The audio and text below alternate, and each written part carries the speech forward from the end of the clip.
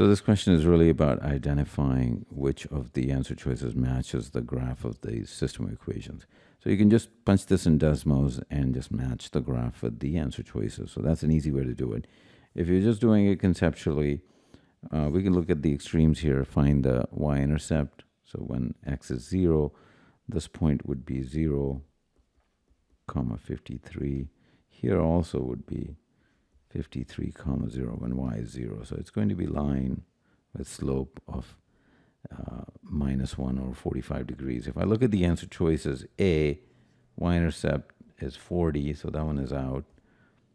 B, you will see, has a one line has a y-intercept, yeah, both 53, so B is a candidate. And then if I look at C, I do have another line there which has both, so that's also a candidate.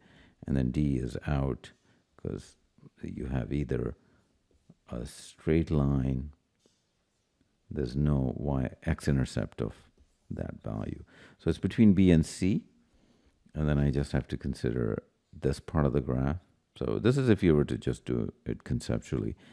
And you can set x to 0. And that means y-intercept would be 730 over 18. I'll actually just use a calculator here. You just need approximate value, 730 divided by 18. So about 40.55 or around 40. If you look at the choice B, I do have that with a 40.55. And if I look at C, I also have that. Now, you'll notice the difference between choice B and C is that C doesn't have a y-intercept. Oh, sorry, an x-intercept that's positive.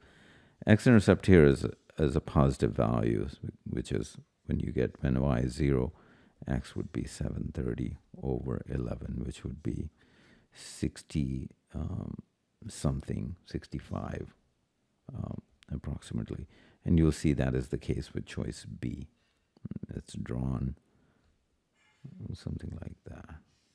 So you don't have to do any of these computations. You can certainly just easily use Desmos.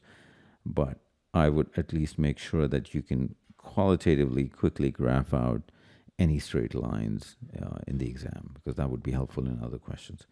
So to summarize, the answer is choice B.